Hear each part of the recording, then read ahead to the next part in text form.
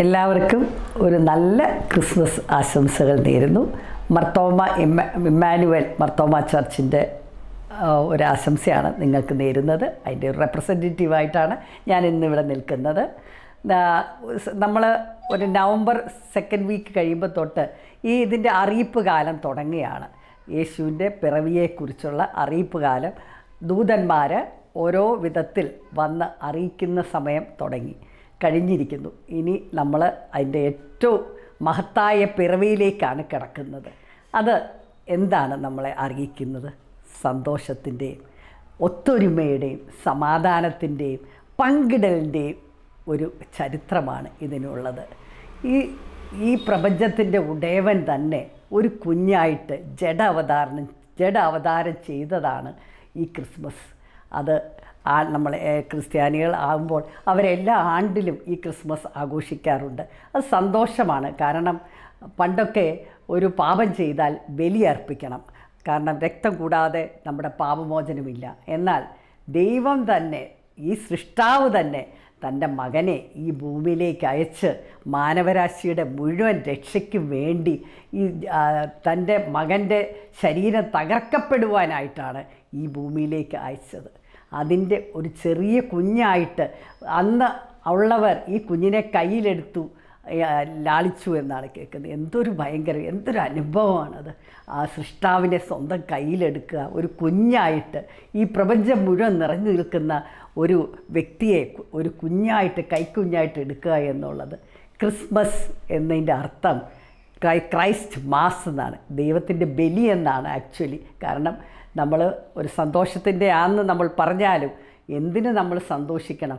നമ്മുടെ പാവങ്ങൾക്ക് വേണ്ടിയിട്ടാണ് ദൈവം ഈ ഭൂമിയിൽ വന്നത്. അതുപോലെ ഈ ട്രീ ഈ സമയത്ത് ഈ പൈൻ ട്രീസൊക്കെ നല്ല ഗ്രീനായിട്ട് നിൽക്കും, നിറച്ചു ഐസുകളൊക്കെ വീണ് നല്ല ഒരു ഡെക്കറേഷൻസും ഈ ലൈറ്റും ഒക്കെ കാണിക്കുന്നത് വെളിച്ചം പകരുവാനാണ്. ഇരുട്ടിലിരിക്കുന്ന ജനങ്ങൾക്ക് വെളിച്ചം നൽകുവാനാണ് ദൈവപുത്രൻ ഈ ഭൂമിയിലേക്ക് പിറന്നത്. അതുപോലെ പുൽക്കൂട്, എന്തിനുകൊണ്ട് പുൽക്കൂട്ടിൽ ജനിച്ചു എന്ന് എല്ലാവരും ചോദിച്ചേക്കാം.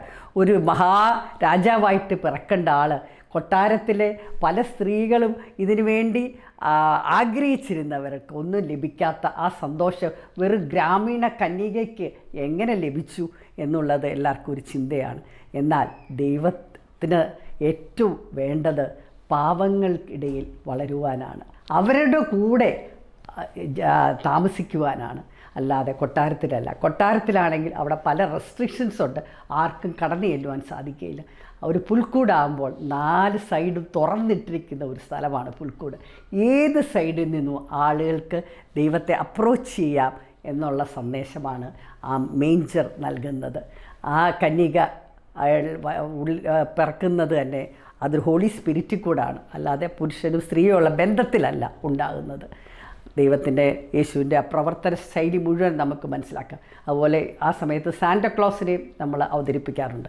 സാന്റക്ലോസ് എന്താ കാണിക്കുന്നത്? സെൻറ്റ് നിക്കോളാസ് എന്ന് പറഞ്ഞൊരു ബിഷപ്പ് ഉണ്ടായിരുന്നു ടർക്കിയിൽ. അദ്ദേഹം ബിഷപ്പിൻ്റെ വേഷമിട്ട് നടക്കുകയില്ല. പുറത്തോട്ടിറങ്ങുമ്പോൾ സാധാരണ ഒരു മനുഷ്യൻ്റെ വേഷമിട്ട് നിറച്ചു സമ്മാനങ്ങളുമായിട്ട് പാവങ്ങളുടെ ഇടയിലേക്ക് ഇറങ്ങിച്ചെന്ന് അവർക്ക്, കുട്ടികൾക്ക് സന്തോഷം പകരുവാൻ കൈ നിറച്ച് സമ്മാനമായിട്ട് കടന്നു ചെല്ലുന്ന സാന്റക്ലോസിനെയാണ് കാണുന്നത്. നമ്മൾ എന്തിന് സ്റ്റാർ തൂക്കുന്നു? സ്റ്റാർ കാണിക്കുന്നത് വഴിയാണ്. 3 രാജാക്കന്മാർ ഈ വലിയ സ്റ്റാർ കണ്ട്, ഈ ദിവ്യപ്രകാശം കണ്ട്, ഇത് എവിടെയോ ഒരു വ്യക്തി ജനിച്ചിട്ടുണ്ട്, അദ്ദേഹം ഏറ്റവും വലിയ മഹാനാണ്, അത് അന്വേഷിച്ച് എത്രയോ വർഷം നടന്നിട്ടാണ് അവിടെ ചെന്ന് എന്ന് നമുക്ക് മനസ്സിലാക്കാം. അപ്പോൾ സ്റ്റാർ തൂക്കുന്നത് നമ്മൾ വഴികാട്ടിയാണ്. നമ്മൾ ഓരോരുത്തരും ദൈവത്തെ കാണിക്കാനുള്ള വഴികാട്ടികളാകണം, നല്ല സ്ഥലത്തേക്ക് എത്തുവാനുള്ള വഴികാട്ടികളാണ്. ആരെയും മിസ്ഗൈഡ് ചെയ്യാതെ ദൈവത്തിങ്കിലേക്ക് നയിക്കുന്ന ഓരോ വ്യക്തികളുമായി തീരണമെന്നാണ് ദൈവം ആഗ്രഹിക്കുന്നത്. അതിനാണ് നമ്മൾ സ്റ്റാർ നോക്കുന്നത്, വഴികാട്ടി. അതുപോലെ ക്രിസ്മസ് കേക്ക് ഒരു സന്തോഷത്തിൻ്റെ സൂചനയാണ്. കാരണം നമ്മളുടെ മക്കളുടെ പിറന്നാൾ ദൈവത്തിൻ്റെ പിറന്നാളായിട്ടാണ് നമ്മൾ ആഘോഷിക്കുന്നത്. ഇന്ന് കുഞ്ഞുങ്ങളുടെ പിറന്നാൾ നമ്മളെങ്ങനെ ആഘോഷിക്കുന്നത്? കേക്ക് കട്ട് ചെയ്ത് മധുരം അല്ലെങ്കിൽ മുട്ടായി കൊടുത്തയക്കുക സ്കൂളിലുമൊക്കെ. അതുപോലെ യേശുവിൻ്റെ പിറന്നാൾ നമ്മൾ എത്ര നന്നായി ആഘോഷിക്കണം. അപ്പോൾ അതിൽ നിറച്ച് ഫ്രൂട്ട്സും എല്ലാം ഇട്ട് അത് നമ്മൾ തിന്നാനല്ല, മറ്റുള്ളവർക്ക് കൊടുക്കാൻ വേണ്ടിയിട്ടാണ്. ആ ക്രിസ്മസ് കേക്ക് ഉണ്ടാക്കാൻ നമുക്ക് ഇന്ന് ഡോക്ടർ വിശാലിൻ്റെ വൈഫ് ഷൈനു വിശാലാണ് അതിനായിട്ട് തയ്യാറായിരിക്കുന്നത്. നമുക്ക് ഷൈനുവിൻ്റെ കിച്ചണിലേക്ക് ഒന്ന് കടക്കാം ഇല്ലേ, നോക്കാം. ഷൈനു, നമുക്ക് ഈ ക്രിസ്മസ് വരികയല്ലേ, നമുക്ക് മറ്റുള്ളവർക്ക് കാണിക്കാൻ നമുക്കൊരു നല്ല ക്രിസ്മസ് കേക്ക് ഉണ്ടാക്കാം. അപ്പോൾ ഷൈനു നന്നായി ക്രിസ്മസ് കേക്ക് ഉണ്ടാക്കും. ഞാൻ ഷൈനുവിൻ്റെ കേക്ക് മേടിച്ച് തിന്നാറുണ്ട്. അതുകൊണ്ട് ഷൈനു ഈ പ്രാവശ്യം സ്പെഷ്യൽ കേക്ക് എന്തോ ഉണ്ടാക്കുന്നത്? ഫ്രൂട്ട് കേക്ക് തന്നെ ഉണ്ടാക്കാം. ഓക്കെ, അപ്പോൾ അതിൻ്റെ ഇൻഗ്രീഡിയൻസ് എന്തൊക്കെയാണ് എടുക്കുന്നത്, അതിൻ്റെ അളവൊക്കെ ഒന്ന് പറഞ്ഞു തരാമോ? പഞ്ചസാര എത്ര എടുത്തു? പൊടിച്ചത് 250 ഗ്രാംസ്. Butter 250 grams.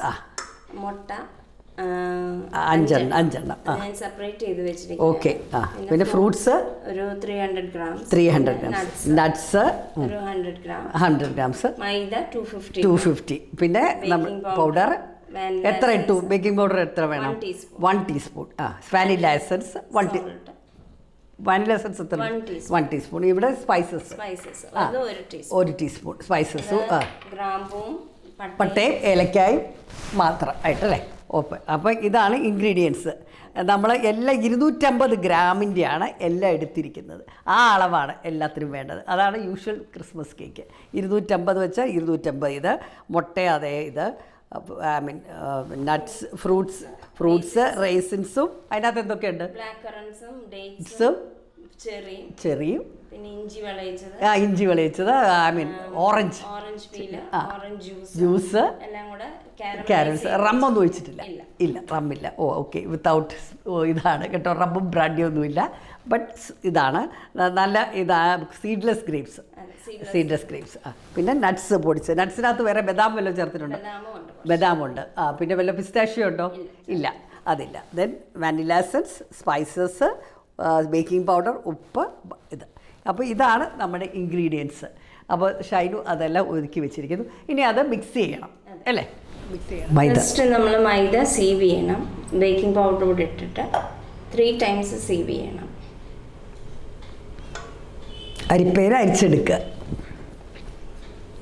എൻ്റെ ബേക്കിംഗ് പൗഡർ വന്നിട്ട്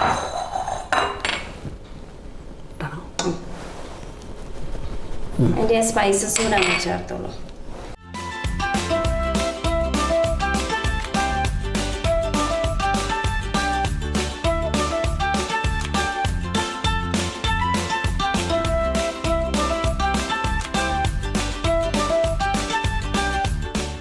സേവ് ചെയ്ത് വെച്ചിട്ടുണ്ട്. ഇനി അത് അടുത്ത സ്റ്റെപ്പ് എന്ന് പറയുന്നത് ഷുഗറും ബട്ടറും കൂടെ ബീറ്റ് ചെയ്തെടുക്കുക.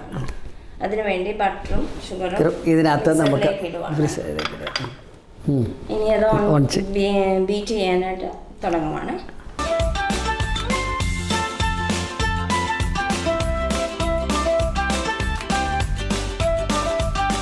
ഇത് നല്ല ഫ്ലഫി ആയിട്ട് വന്നിട്ടുണ്ട്. നമുക്ക് ആ ഒരു പാത്രത്തിലേക്ക് ഇത് ഒന്ന് ട്രാൻസ്ഫർ ചെയ്യാം.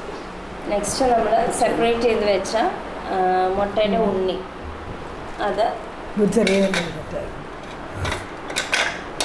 ഓരോന്നായിട്ടിട്ട് കൊടുക്കാം.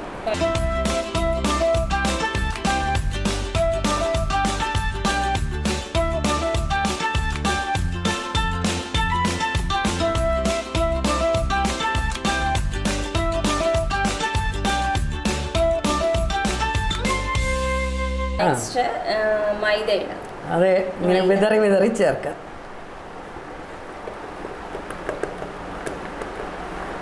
അതിൻ്റെ കൂടെ ഇടയ്ക്ക് കുറച്ച് അടിച്ചു വെച്ചത് എഗ് വൈറ്റ് ബീറ്റ് ചെയ്ത് വെച്ച് അടിച്ചത് ചേർക്കണം അല്ലേ? യോക്ക് മാത്രമേ ഇപ്പോൾ ചേർത്തുള്ളൂ. ഇപ്പോൾ വൈറ്റ് അടിച്ചത് നല്ല കണ്ടോ, നല്ല ഇതായിട്ട് അടിച്ചു വെച്ചിരിക്കുന്നത് കണ്ടോ, നല്ല ഇതായിട്ട്.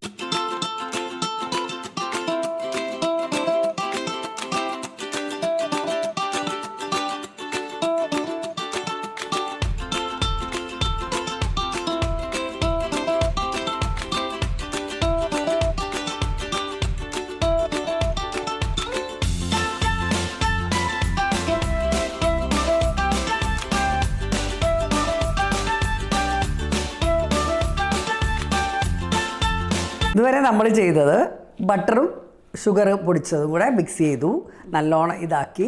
പിന്നെ മൈദ സീവ് ചെയ്ത് വെച്ചതും അതും ഇട്ടു. ഇടയ്ക്ക് ഓൾട്ടർനേറ്റ് ആയിട്ട് മുട്ടയുടെ വൈറ്റ് ഓഫ് ദ എഗ്ഗും അടിച്ച് മുക്കിയതും കൂടെ ചേർത്ത് ഇപ്പം കംപ്ലീറ്റ് മിക്സ് ആയിട്ടുണ്ട്. ഇനി ബാക്കിയുള്ള ഇൻഗ്രീഡിയൻസ് നമുക്ക് ചേർക്കാം അല്ലേ? ഇനി നമുക്ക് വാനില എസൻസ് നമുക്ക് ഒഴിച്ചു കൊടുക്കാം.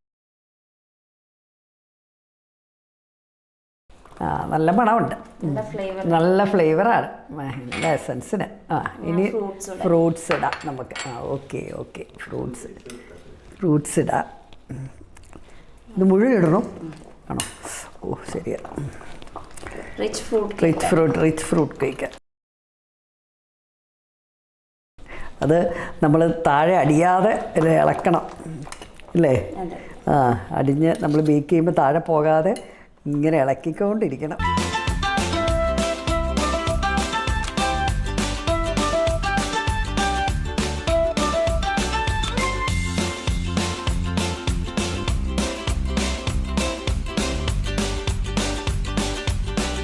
ഇനി ലാസ്റ്റ് ഇൻഗ്രീഡിയൻറ്റ് അല്ലേ ഷനു?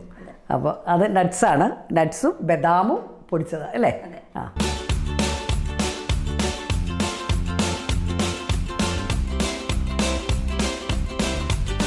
നല്ല തിക്കായി. എന്നാലേ ആ ഫ്രൂട്ട്സ് എല്ലായിടത്തും മിക്സ് ചെയ്യണം. ഇപ്പോൾ കംപ്ലീറ്റ് ബാറ്റർ ഇതാണ്. നല്ല തിക്കായിട്ട് ഇരിക്കണം. അത് കണ്ടോ, ഇങ്ങനെ വീഴണം. അതാണ് അതിൻ്റെ കൺസിസ്റ്റൻസി. കണ്ടോ, നിറച്ചും ഫ്രൂട്ട്സും നട്ട്സും എല്ലാം കൂടെ ചേർന്ന് ഇളക്കിയതാണ് നമ്മുടെ ക്രിസ്മസ് കേക്ക്. ഇനി നമുക്ക് ബേക്ക് ചെയ്യാം. ബട്ടർ പേപ്പർ വെച്ച് ഗ്രീസ് ചെയ്ത പാത്രമാണ് ഇത്. അതിലേക്കാണ് നമ്മൾ ട്രാൻസ്ഫർ ചെയ്യുന്നത്.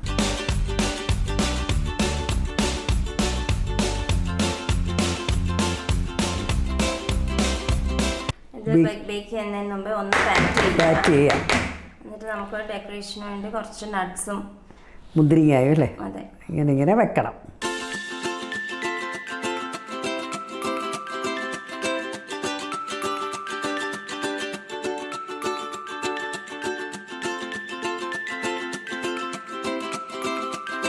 പ്രീഹീറ്റ് നമ്മുടെ കേക്ക് ആയിട്ടുണ്ട്. നമുക്കിപ്പോൾ എടുത്ത് നോക്കാം.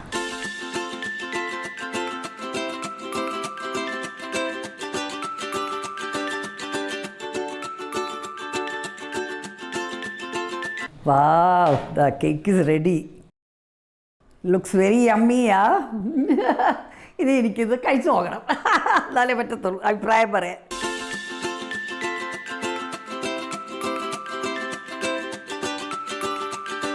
അപ്പം നമ്മുടെ കേക്ക് റെഡിയായി അല്ലേ ഷാരു?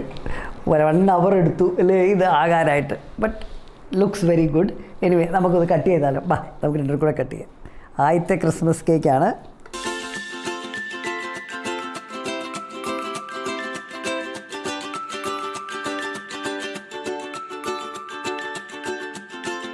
ഫസ്റ്റ് ഗീത ചേച്ചി തന്നെ ഒന്ന് ടേസ്റ്റ് ചെയ്യും. ഓ ശരി ശരി.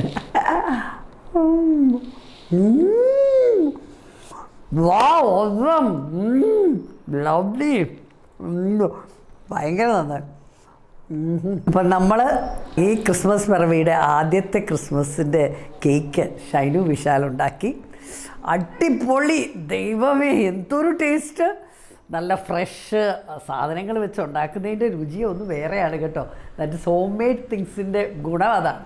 കാരണം മാസ് സ്കെയിലല്ല നമ്മൾ ഉണ്ടാക്കുന്നത്. നമ്മൾ നല്ല നല്ല പ്രോഡക്റ്റ്സ് വെച്ചിട്ട് ഉണ്ടാക്കുമ്പോൾ അതിൻ്റെ ഭയങ്കര രുചിയാവും. എനിക്ക് ഇനിയും തിന്നണമെന്ന് തോന്നുന്നു. യമ്മി! ഓ എല്ലാവരും ഇത് ട്രൈ ചെയ്യണം കേട്ടോ. ഓസം!